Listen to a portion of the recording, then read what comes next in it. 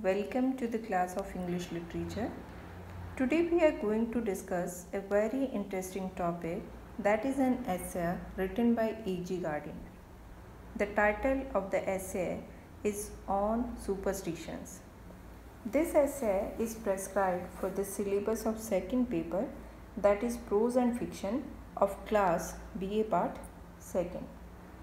Superstition is a widely held belief, or we can say irrational belief, in supernatural influences, especially as leading to good or bad luck. A.G. Gardiner, Alfred George Gardiner, was a famous British writer. He was born on 2nd June 1865 and died on 3rd March 1946. He was born in Chelmsford, United Kingdom. Besides being an essayist, he was also a journalist. As a young boy, he worked at the Chelmsford Chronicle and Bournemouth Directory. He was the editor of the Daily News, London. His essays, written under the pen name Alpha of the Blue, are highly regarded. From 1915, he contributed to the Star under the pseudonym Alpha of the Blue. The Star was a London evening newspaper that was founded in 1788. It was the first daily evening newspaper in the world. At that time, the Star had several anonymous essayists whose pseudonyms were the names of stars.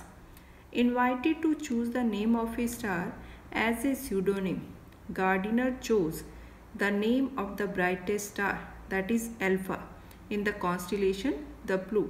So the pen name Alpha of the Blue, meaning the brightest star in the constellation. So Blue meaning constellation and Alpha is the name of brightest star.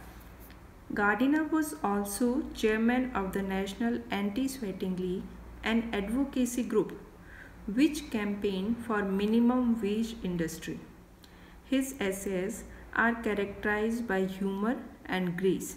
He is unique because he specializes in writing about the basic truth of life in an easy and entertaining manner.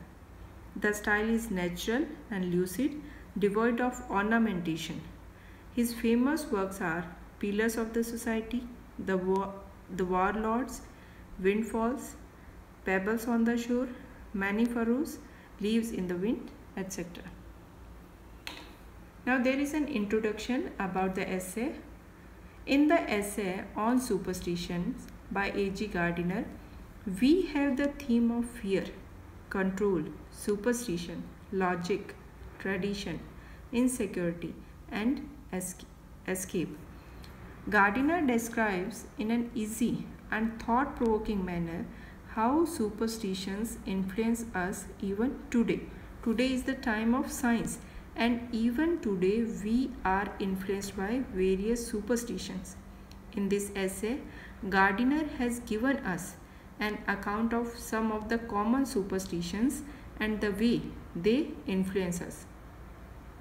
Taken from his Alpha of the Blue second series collection, this essay realizes readers that Gardiner may be exploring the theme of fear.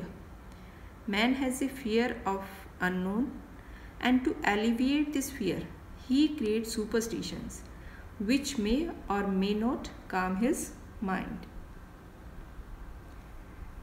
There is name of various historical figures. These names are included in the text of essay. First name is Florence Nightingale. She was a celebrated English social reformer and the founder of modern nursing. Duhamel, pen name of Denis Thevenin, French physician, novelist and poet. Thucydides was a Greek historian who wrote about the war between Athens and Sparta. Pompey was a Roman general and statesman. Cato was also Roman statesman, soldier and a philosopher. Praetor elected magistrate of the Roman Republic. Alexander, a very famous name, king of Macedonia, famous emperor. Cicero was Roman philosopher, statesman and orator. Antony was Roman general and friend to Caesar. And Caesar Augustus was great nephew of Julius Caesar and the first emperor. Now we will begin the text of the essay. Gardiner begins the essay. It was inevitable that the fact that a murder has taken place at a house with the number 13 in a street, the letters of whose name number 13 would not pass unnoticed. It was inevitable. Inevitable means unavoidable. We cannot avoid this. It was unavoidable that the fact, if a murder takes place in a house and the number of that house is 13, the letter of whose name number 13 would not pass unnoticed. Means everybody will notice that the number of that house is 13 where the murder has taken place. यानी अगर एक घर में कोई murder हो जाता है और उस घर का नंबर अगर 13 है तो उस नंबर को नोटिस किए बगैर कोई भी नहीं रहेगा. Everybody will notice number 13. If we took the last 100 murders that have been committed, I suppose we should find that as many have taken place at number 6 or number 7 or any other number you choose as at number 13. Writer यहाँ बात कर रहे हैं कि अगर हम पिछले 100 murders को लें और उसकी स्टडी करें तो राइटर का ये मानना है कि जितने मर्डर 13 नंबर के घर में हुए हैं उतने ही मर्डर नंबर 6, नंबर 7 या किसी दूसरे नंबर के घर में हुए होंगे. That the law of averages is as inexorable here as elsewhere. Inexorable means which can not be change. तो जो एवरेज का रूल है वो यहाँ भी चेंज नहीं होगा. हर जगह जैसे एवरेज का नियम रहता है वो यहाँ भी एवरेज वही आएगी.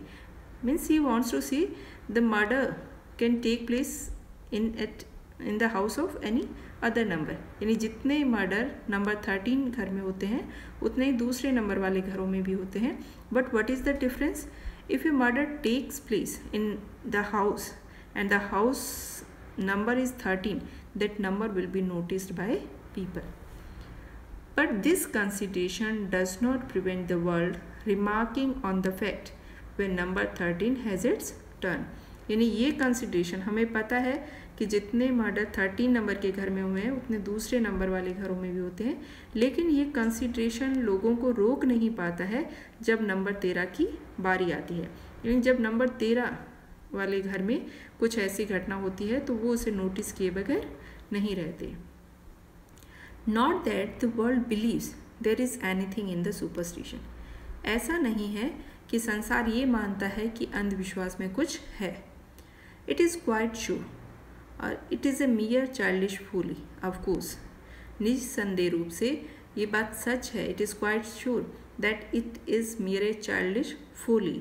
चाइल्डिश फूली मीन्स इमैच्योर बिहेवियर. यानी एक बचकाना मूर्खता है अगर हम ये बिलीव करते हैं, सुपरस्टिशन में अगर हम विश्वास करते हैं. Few of us would refuse to take a house because its number was 13 और decline an invitation to dinner because there were to be 13 at table. यानी हम में से बहुत कम लोग ऐसे होंगे जो मना कर देंगे 13 नंबर के घर को लेने से, या फिर अगर किसी टेबल पर यानी डिनर के समय 13 लोग मौजूद हैं तो वहाँ उस इनविटेशन को डिक्लाइन करने वाले लोग भी बहुत कम होंगे. Means we will not admit that I am not going to take this house if the number of that house is 13 और if there are 13 people at a table then I will not go for dinner. यानी हम में से ज़्यादातर लोग जो है few of us would refuse to take a house. यानी हम में से ना के बराबर लोग होंगे जो इस बात के लिए रिफ्यूज़ करेंगे. But most of us would be just a shade happier if that desirable residence were numbered 11. लेकिन हम में से ज़्यादातर लोग जो हैं वो ज़्यादा खुश होंगे अगर उस रेजिडेंस का, उस घर का जिस घर को हम लेने वाले हैं, उस घर का नंबर अगर 11 है तो. And not any the less please, और हम कम खुश नहीं होंगे विद द डिनर, उस डिनर के साथ, if one of the guest contracted A chill that kept him away, यानी हमारा कोई गेस्ट जो है उसको कोई प्रॉब्लम हो गई है physical, he suffering from cold and that has kept him away, और उसकी वजह से वो डिनर पर नहीं आ पाया है, तो भी हमें एक प्लीजेंट फीलिंग आती है. So we are not admitting these things, we would not confess this little weakness to each other. ये जो वीकनेस हमारे अंदर प्रेजेंट है सुपरस्टिशन की, इसको हम एक दूसरे के सामने कन्फेस नहीं करते हैं, एडमिट नहीं करते हैं, स्वीकार नहीं करते हैं. We might even refuse to admit to ourself but it is there. यहाँ तक कि हम अपने सामने भी इस बात को स्वीकार करने से मना कर देते हैं, but it is there, but the superstition is present there. लेकिन अंधविश्वास हमारे अंदर प्रेजेंट रहता है. So in this paragraph we have seen that Gardiner has described about the superstition that is related to number 13. That it exists is evident from many irrefutable signs.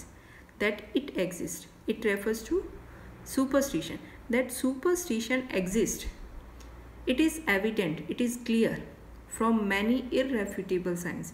Irrefutable, that which cannot be proved wrong. So there are many signs, many examples which clear this thing that superstition exists.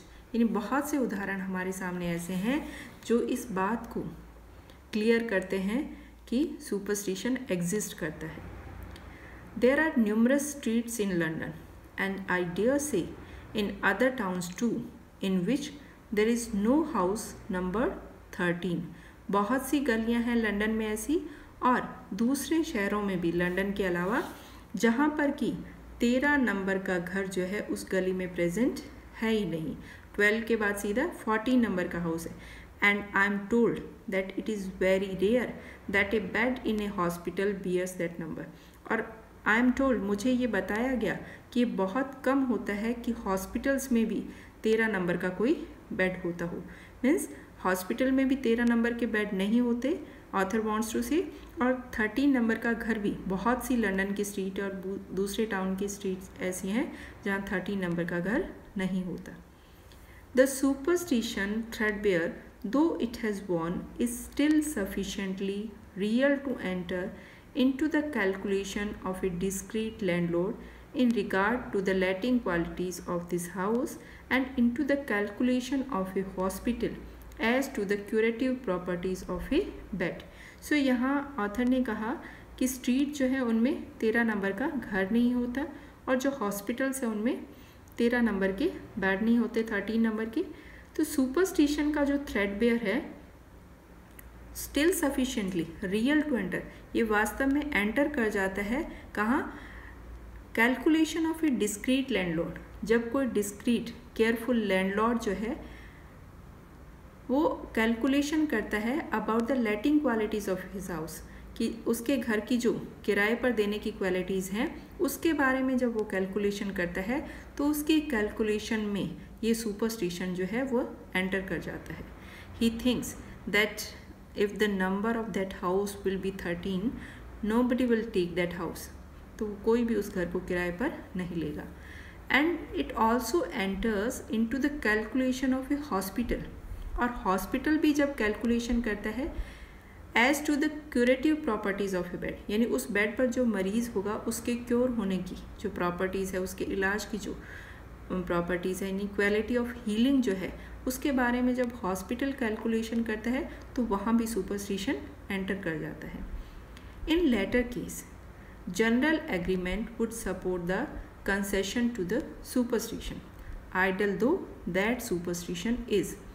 अब जो बाद का case है, बाद का case means जो hospital का case है, general agreement would support the concession to the superstition. There we can give a concession, वहाँ एक कंसेशन, एक छूट हम दे सकते हैं इस फियर को idol though that superstition is, हालांकि वो सुपरस्टिशन भी आइडल मतलब निराधार है, उसका भी कोई आधार नहीं है। लेकिन सेकंड केस जो है हॉस्पिटल का जो केस है वहाँ हम सुपरस्टिशन को थोड़ी छूट दे सकते हैं।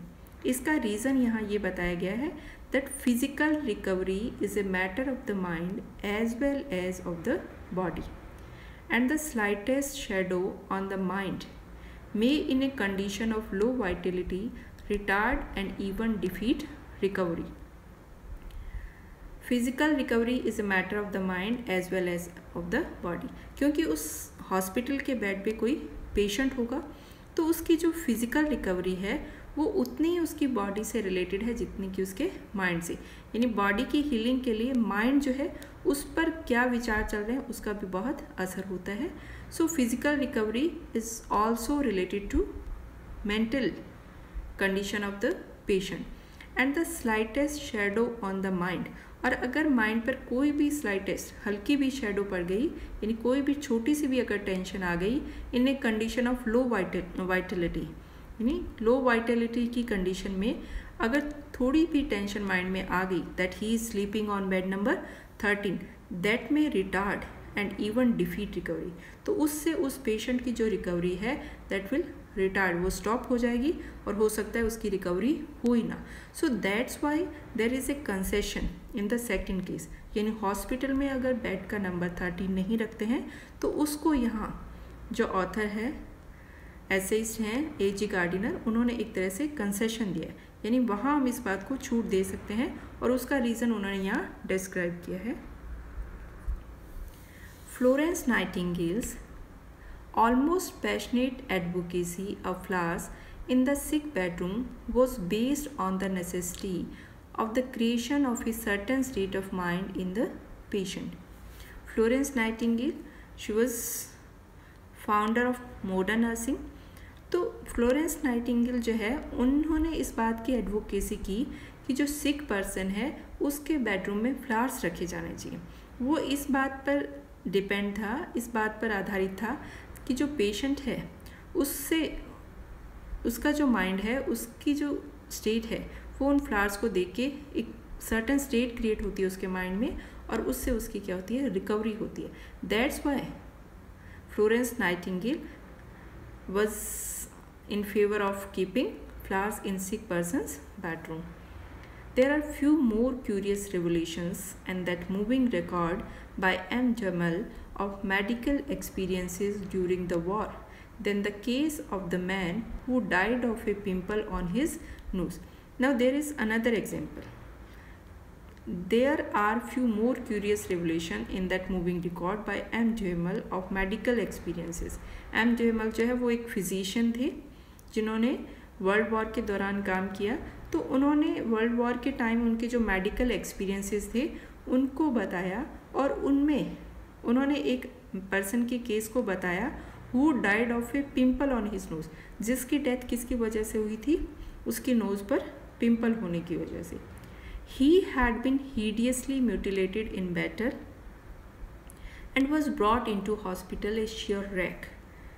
तो वो बुरी तरह से hideously mutilated means dreadfully disfigured, बहुत बुरी तरह वो घायल हो गया था and sheer wreck in total ruin, बिल्कुल बुरी अवस्था में वो वहाँ आया था हॉस्पिटल में and but he was slowly patched up and seemed to have been saved.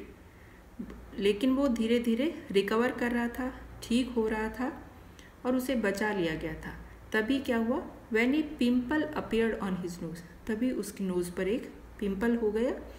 It was nothing in itself, this pimple was nothing in itself, ये अपने आप में कुछ भी नहीं था, but it was enough to produce a mental state that check the flickering return of life. लेकिन ये जो पिम्पल अपीयर हुआ उसकी नोज़ पर, इससे उसकी मेंटल स्टेट जो है वो ऐसी हो गई जिससे उसमें जो वाइटलिटी वापस आ रही थी उस पिम्पल ने उसको स्टॉप कर दिया, रोक दिया।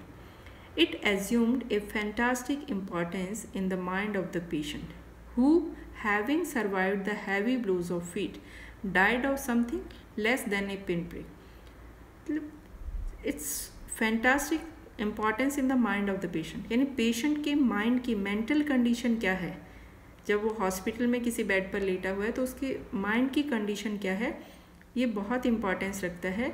एक ऐसा person who survive the heavy blows of it, यानी युद्ध में इतना घायल होने के बाद भी वो सर्वाइव कर गया और एक पिन चुभने जैसी भी कम चीज़ की वजह से उसकी डेथ हो गई। It is not difficult to understand that so fragile a hold of life might yield to sudden discovery that you were lying in number 13 bed.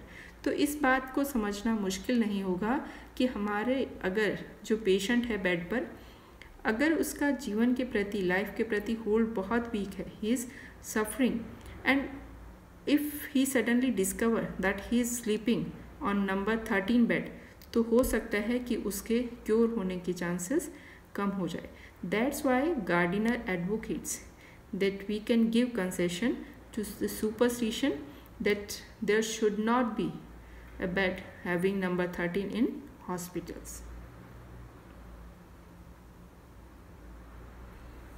Gardiner further writes, I'm not sure that I could go into the witness box and swear that I'm wholly immune to these idle superstitions myself. I'm not sure. मैं sure नहीं हूँ कि मैं witness box में जा सकता हूँ और ये कसम खा सकता हूँ कि मैं इस तरह के सुपरस्टिशन से पूरी तरह से आज़ाद हूँ। It is true that of all the buses in London that number 13 chances to be the one that I constantly use and I do not remember until now ever to have associated the superstition with it. तो यहाँ Gardiner ने एक example दिया है कि London में जो buses जाती हैं, अगर नंबर 13 बस की अगर बारी आती है तो उसको भी मैं लगातार यूज़ कर रहा हूँ और मुझे याद नहीं आता कि इससे एसोसिएटेड सुपरस्टिशन जो है उसने कभी मुझे इफ़ेक्ट किया हो। And certainly I have never had anything but the most civil treatment from it. और निश्चित रूप से नंबर 13 बस जो है उससे भी मुझे वही सभ्य ट्रीटमेंट मिलता है। It is as well behaved as a bus and as free from unpleasant association as any on the road। तो ये भी बहुत अच्छे से बिहेव करने वाली बस और अनप्लीजेंट एसोसिएशन से फ्री है जैसे कि रोड पर चलने वाली दूसरी बसेस है। So according to Gardiner there is no difference between the bus number 13 और bus having any other number. I would not change its number if I had the power to do so. He's saying that I would not change the number of a bus if I had the power to do so। यानी अगर मेरे पास power भी होती है बस के number को change करने की तो भी मैं उसके नंबर को चेंज नहीं करूँगा। But there are other circumstances of which I should find it less easy to clear myself of suspicion under close examination। लेकिन कुछ दूसरी परिस्थितियाँ ऐसी हैं जहाँ मैं अपने आप को कम ईजी पाता हूँ that I can not clear my suspicion, यानी मैं मेरे डाउट को क्लियर नहीं कर पाता क्रॉस एग्जामिनेशन के द्वारा। तो यहाँ तो उसने क्रॉस एग्जामिन कर लिया कि नंबर 13 की बस में भी उसको वैसा ही बिहेवियर मिलता है और अदर नंबर की बसेस में भी उसे वैसा ही ट्रीटमेंट मिलता है। So there is no difference for him in number 13 bus और any other bus, but there are some other occasions when he cannot clear his doubt by cross examination। I never see a ladder। Now he is telling about the superstition that he believes। He says, I never see a ladder against a house side without feeling that it is advisable to walk around it rather than under it। वो कह रहा है कि मैंने कभी भी I never see a ladder against a house, यानी एक घर की दीवार पर एक सीढ़ी लगी हुई है तो मैं ऐसा फील किए बगैर कभी नहीं रह पाता कि ये ज़्यादा एडवाइजेबल होगा कि उस सीढ़ी के नीचे से गुजरने की बजाय उसके ऊपर से निकला जाए, यानी सीढ़ी अगर लगी हुई है दीवार के पास तो उसके नीचे से ना जाया जाए। I say to myself that this is not homage to a foolish superstition but a duty to my family. And he tells the reason why he does not prefer to go under the ladder. वो कहता है कि मेरा ये कोई superstition के प्रति homage नहीं है ऐसा करना, बल्कि मेरी फैमिली के प्रति ड्यूटी है। One must think of one's family. एक व्यक्ति को अपनी फैमिली के बारे में सोचना चाहिए। The fellow at the top of ladder में ड्रॉप एनीथिंग। क्योंकि अगर कोई व्यक्ति उस लैडर पर बैठा है टॉप पे, तो वो वहाँ से कोई भी चीज़ गिरा सकता है। He may even drop himself, हो सकता है वो खुद ही गिर जाए। He may have had too much to drink, हो सकता है उसने बहुत ज़्यादा शराब पी रखी हो। He may be a victim of epileptic fits, and epileptic fits, as everyone knows, come on at the most unreasonable times and places. और हो सकता है उसको एपिलेप्टिक फिट्स आते हों, और जैसे कि एपिलेप्टिक फिट्स जो होते हैं हर कोई जानता है कि वो अक्सर अनरीजनेबल टाइम और अनरीजनेबल प्लेसेस पर आते हैं। It is a mere measure of ordinary safety to walk around the ladder. तो लैडर के ऊपर से जो मैं गुजरता हूँ, यानी लैडर के नीचे से ना जाके उसके अराउंड में जाता हूँ, तो वो सिर्फ किस लिए है कि मैं सेफ्टी के पर्पज़ से ऐसा करता हूँ। That is not a homage to superstition. So till now we have read that the author has talked about two types of superstition. First is associated with number 13, and second he is talking about moving around the ladder, not under it. We will discuss next paragraphs in the next lecture. No man is justified in inviting danger in order to flaunt his superiority to an idle fancy. Flaunt means boasting. So no man is justified, यानी कोई भी व्यक्ति justified नहीं है if he invites danger, अगर वो खतरे को इन्वाइट करता है इस बात को साबित करने के लिए, इस बात की बोस्टिंग करने के लिए that he is superior to an idle fancy. Idle fancy means senseless belief. Here it refers to walking under the ladder. He was talking about moving around the ladder than moving under the ladder. तो वो यहाँ ये कह रहा है कि ये जो आइडल फैंसी यानी ये सेंसलेस बिलीफ है कि हम लैडर के नीचे से ना जाके उसके अराउंड द क्रॉस करना चाहिए.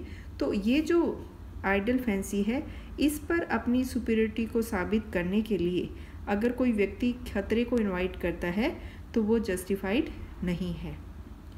More over probably that fancy has its roots in the common sense fact that a man on a ladder does occasionally drop things.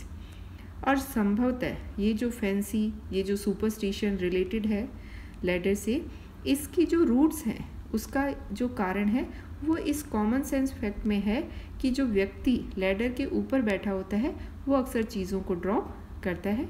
No doubt many of our superstitions have these commonplace and sensible origins. और इस बात में कोई संदेह नहीं कि हमारे बहुत से अंधविश्वास जो है उनका जो ओरिजिन है, उनका जो बिगिनिंग है या उनकी जो शुरुआत हुई है उसके पीछे कोई ना कोई कॉमन प्लेस या कोई सेंसिबल बात रही होगी.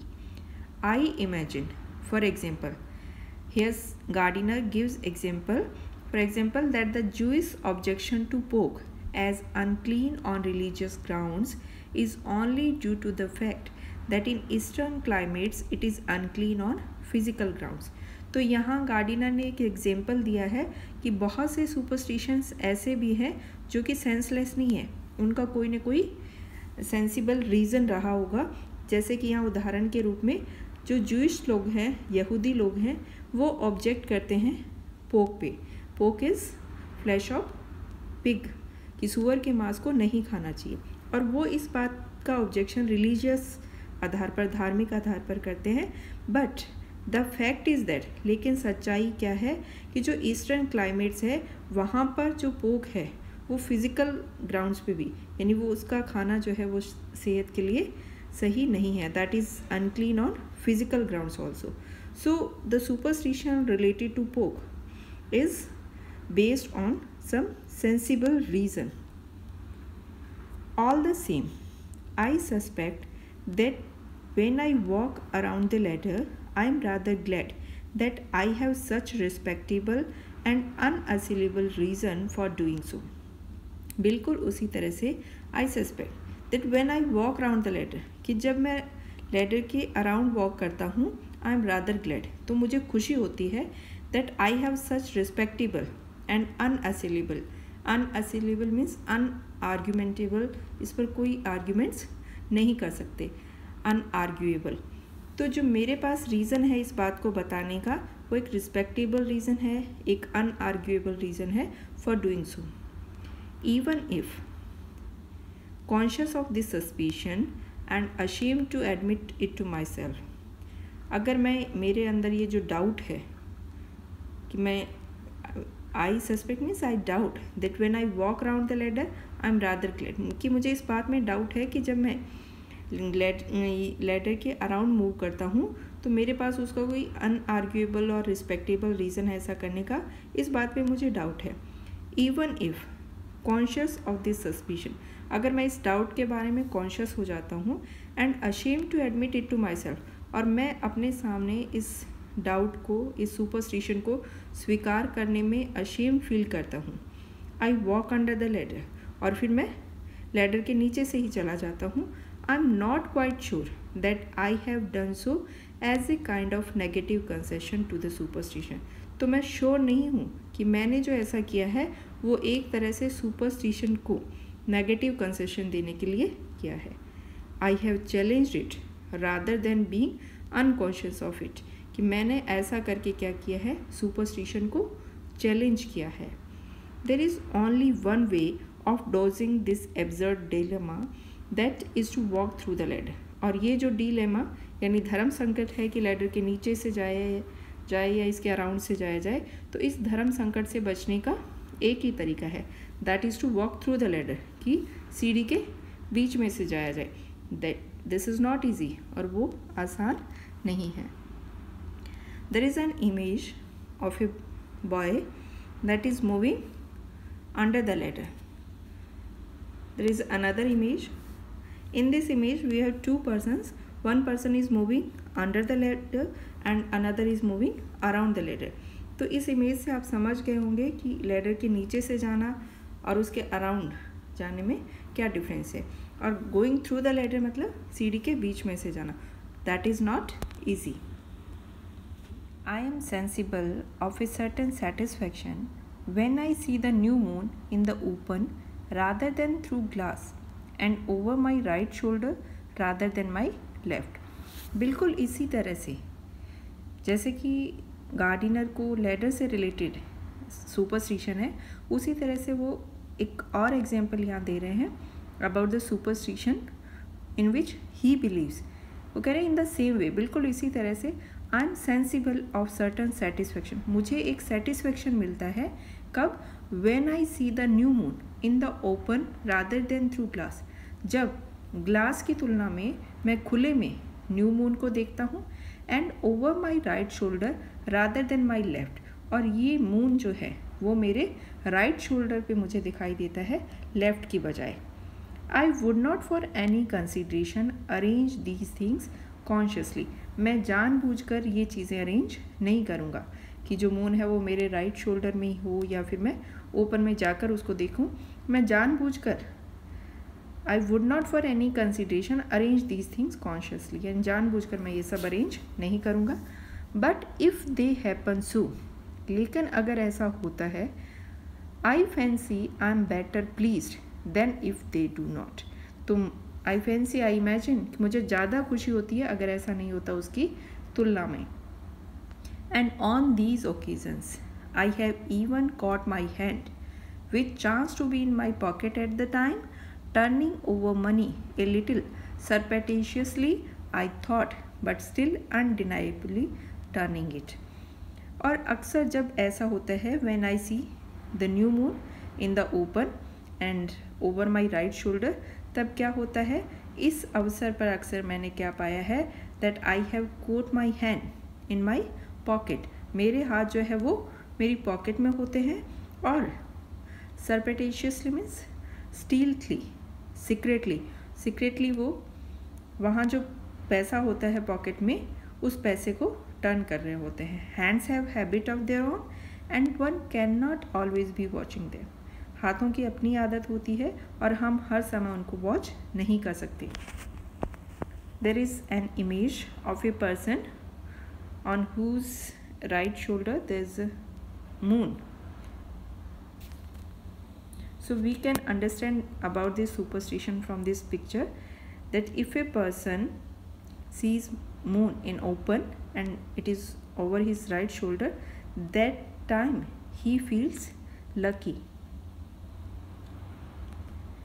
But these shadowy reminiscences of anti-credulity which we discover in ourselves play no part in the lives of any of us. लेकिन ये जो shadowy reminiscences हैं, यानी ये जो superstitions हैं, shadowy reminiscences of anti-credulity, anti मतलब प्राचीन, credulity belief, तो ये dim memories या weak memories हैं ओल्ड बिलीफ की या ओल्ड कस्टम्स की which we still follow in the time of science. तो ये जो शेडोई रेमिनिसेंसेस हैं एंटी क्रेडिलिटी की, जिनको आज भी हम फॉलो करते हैं, which we discover in ourself, play no part in the lives of any of us. ये हम में से किसी के भी जीवन में कोई पार्ट प्ले नहीं करती है। Means we have no reason of following these superstitions.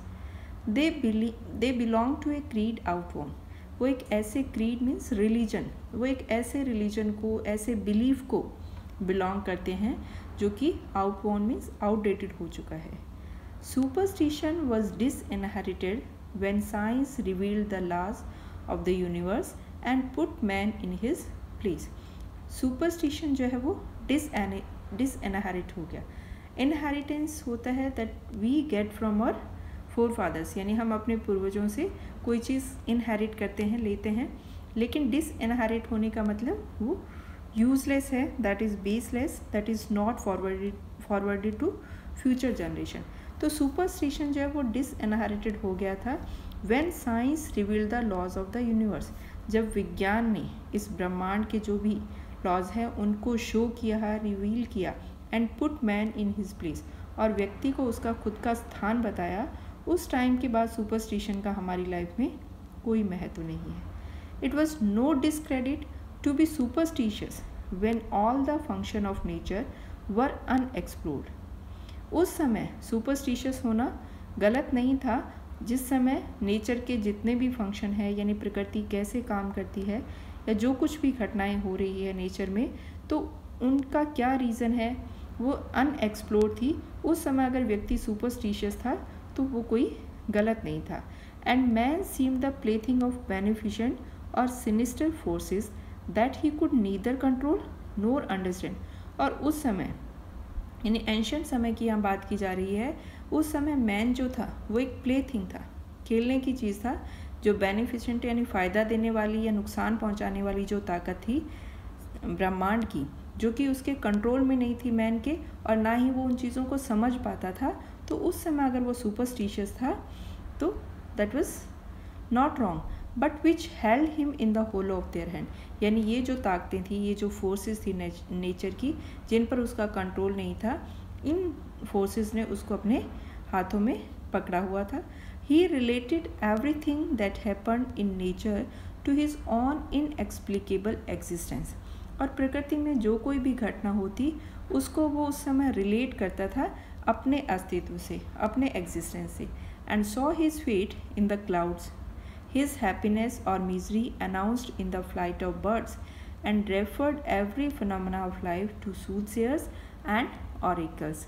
तो उस समय वो जो अपना भाग्य था वो क्लाउड्स में देखता था, उसकी खुशी या उसका जो दुख है वो बर्ड्स की फ्लाइट में, उनमें वो देखता था।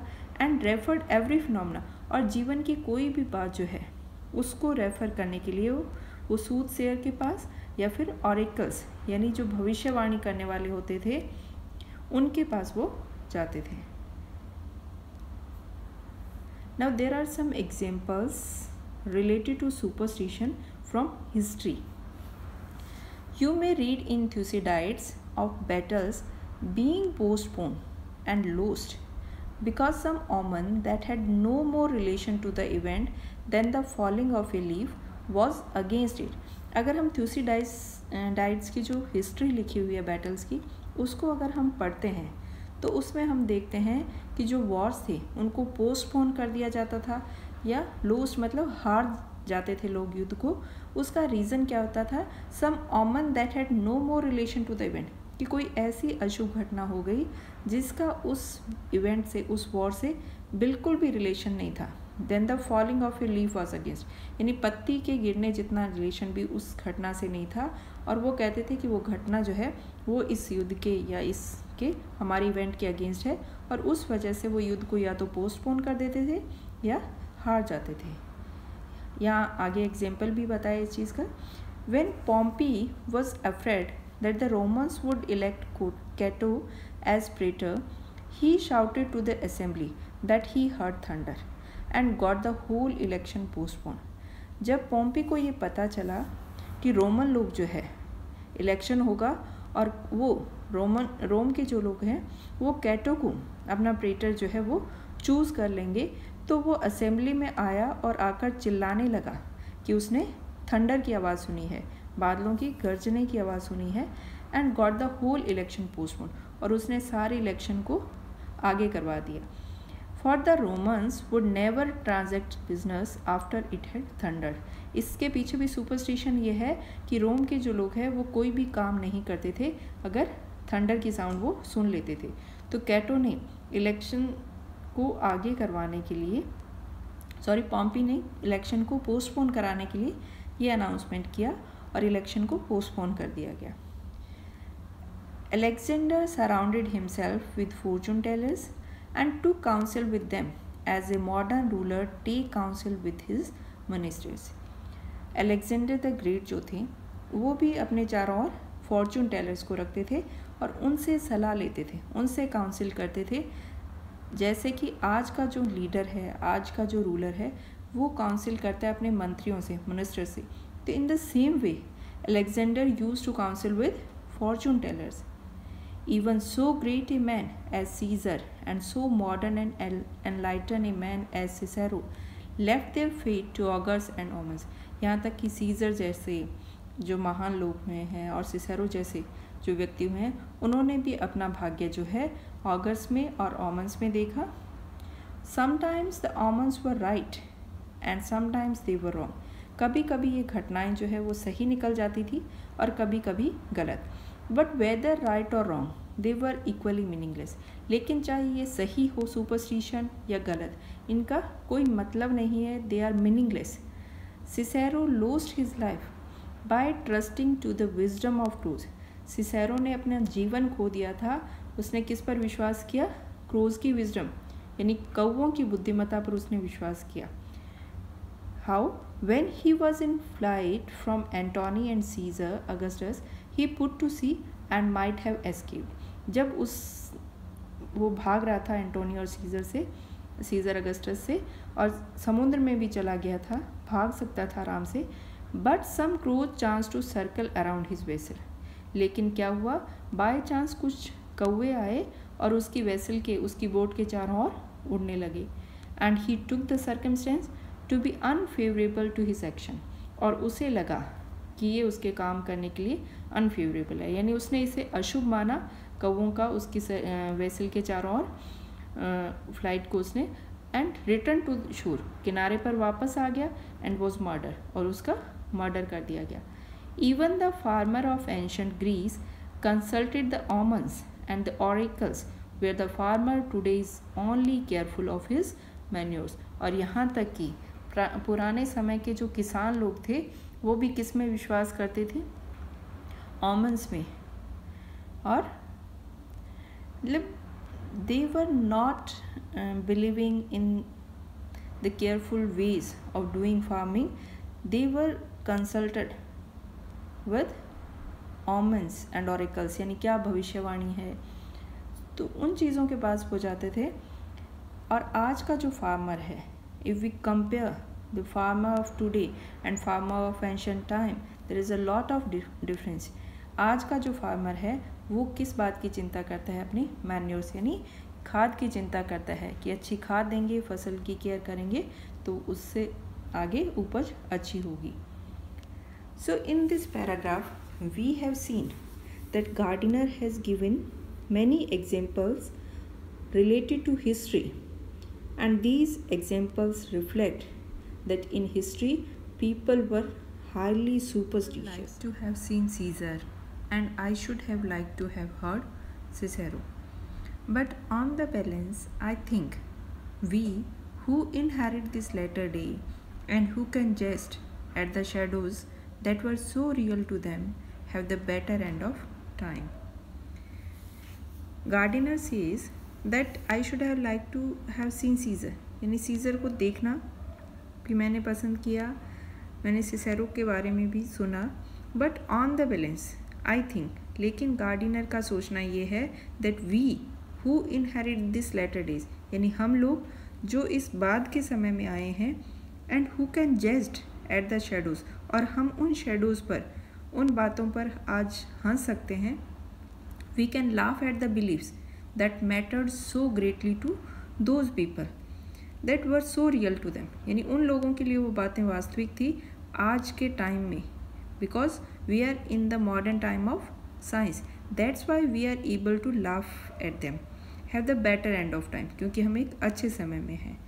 It is pleasant to be about when the light is abroad, जब हम दूर से किसी चीज़ को देखते हैं तो वो प्लीजेंट ही लगती है। We do not know much more of the power that turns the handle of this idle show than our forefathers did, लेकिन वी डू नॉट नो, हम नहीं जानते हैं ज़्यादा उस ताकत के बारे में।